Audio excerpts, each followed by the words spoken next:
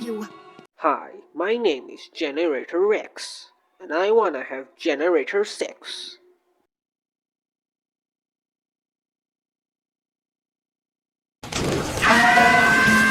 Generator Rex.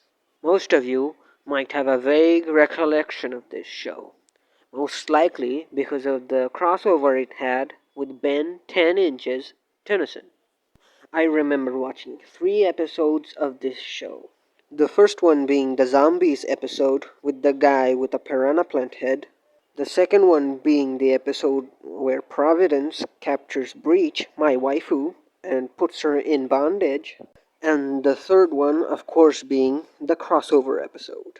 But other than that, nothing else. And as a proud Man of Action fan, I find that quite blasphemous.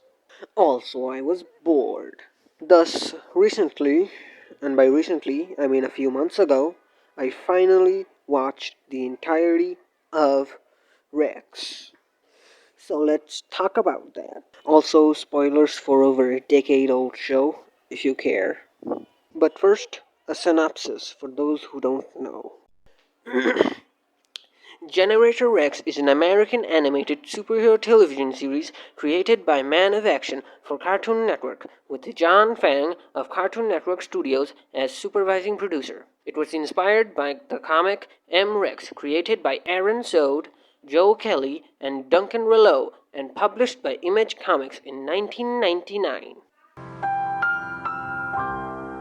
The story is kind of complex, so here's an abridged version.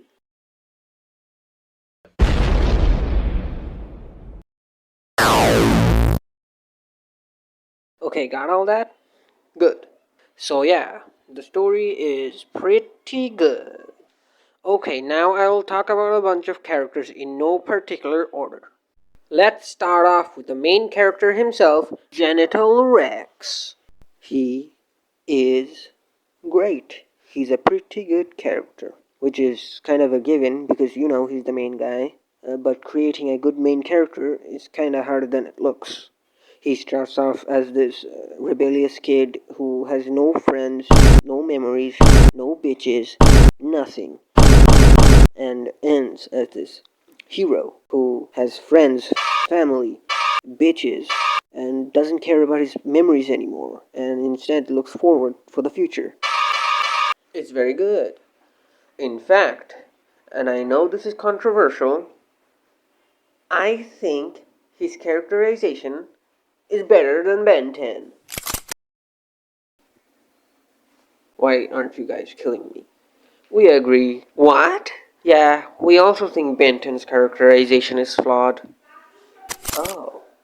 Wow, I didn't know the Benton community was so chill like that. If you guys are so nice, then I shouldn't be afraid to say more hot takes. I think 5 years later's way big design is good.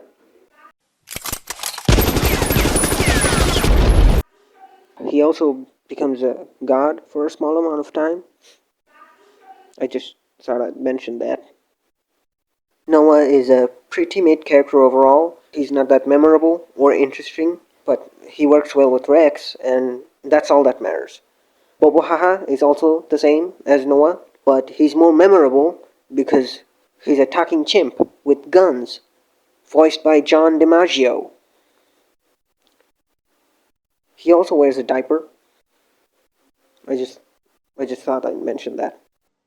Uh-oh. Stinky. Cersei is okay. Her dynamic with Rex is very good. I like the fact that she was a part of the bad guys for a little bit. I just feel like there could have been more done with her, since she's the main love interest for Rex. But I'm happy with what we have now. Hello, my name is Six and I wish to have sex.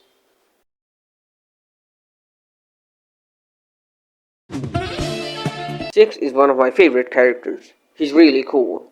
His lore is very intriguing. His relationship between White Knight, Rex, and Holiday is also very good. He's got cool magnetic dual swords. He's the whole package. Unfortunately, all of that sweet character development went down the gutter because he got his mind wiped. For context, near the end of season 2, in the episode called 6 minus 6, Rex's brother, yes, he has a brother, don't worry about him, I'll talk about him soon, has built Rex a machine to bring his memories back.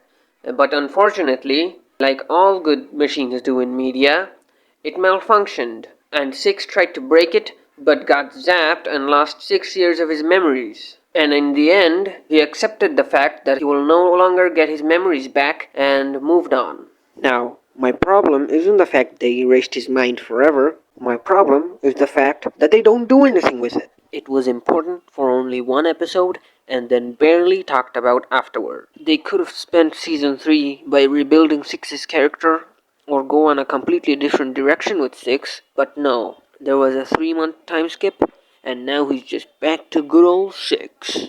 They offhandedly mention it a couple of times in the later episodes, but I feel like the only reason they did that was so people won't forget that he got his mind wiped, which is kind of ironic. So yeah, it had great potential, which unfortunately was wasted.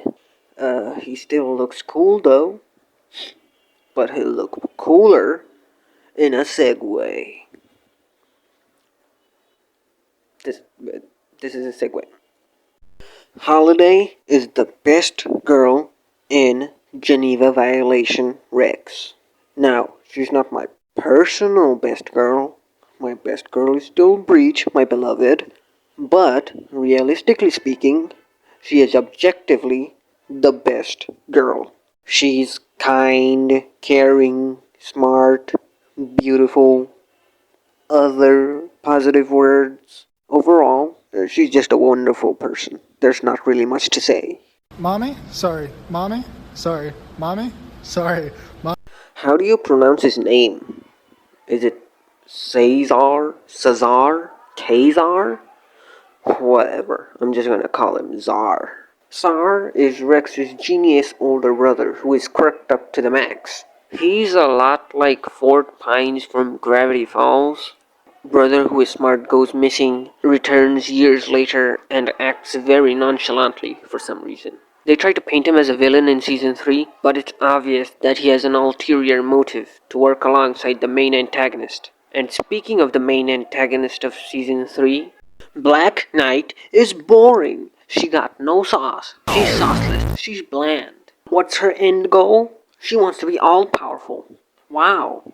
How original. Okay, having a generic motivation is fine, as long as the characterization is good. But, there is no characterization. She's cardboard. She has no texture. She's oatmeal. And so is the consortium. The consortium being a bunch of rich guys is realistic. I can totally see Elon Musk doing that type of stuff. But that doesn't make it fun. They're just basic stereotypical rich guys. One of them doesn't even talk. Like, come on. Van Cleis also has a generic motivation. But at least he's fun. He's just so stereotypically evil that it's hard not to like him. All he needs is a mustache and he's all set. And some people might see that as a negative. But I personally see that as a positive. Oh, hold on. I'm getting an incoming call. Hello? Yes, that's me. Yes. Oh, really?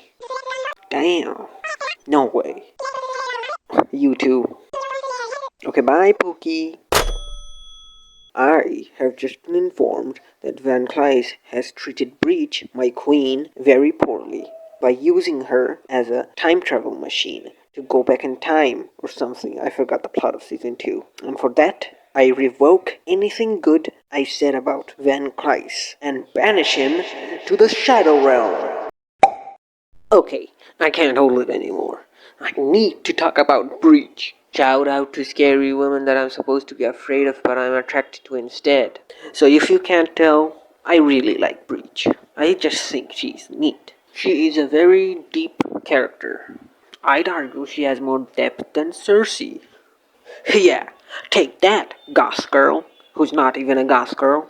Like she's emo at best. The internet is just calling everyone a goth girl nowadays. Just because a woman has dyed hair and black lipstick doesn't make them a goth girl. And I'm tired of pretending that it is. So where was I? Oh yeah, Breach. So yeah, her character development is great.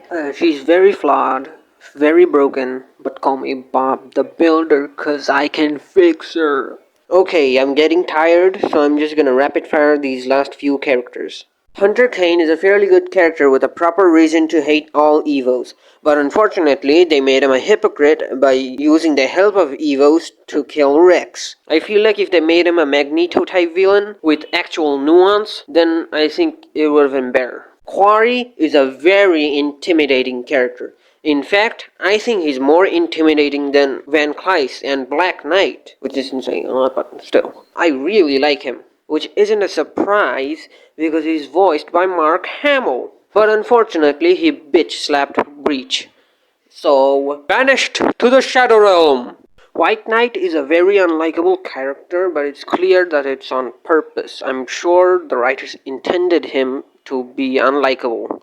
So, good job, writers. I do not like him. He sucks. He's not a good person, but he is a good character. Beowulf is a very good character who will set aside differences to help his people. And if Van Cleise isn't there, he will take the lead, which is very good. He's a good boy.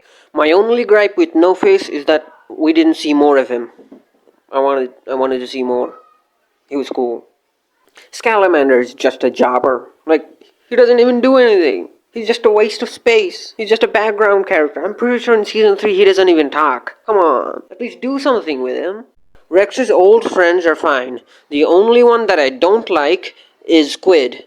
For the sole reason is his name. Why is it spelled SKWYDD instead of SQUID? That fucking bothers me. Whew. I'm done talking about Rex now. I'm gonna go back to my goon cave. If you disliked this video, then like this video. If you liked this video, then subscribe. Anyways, later.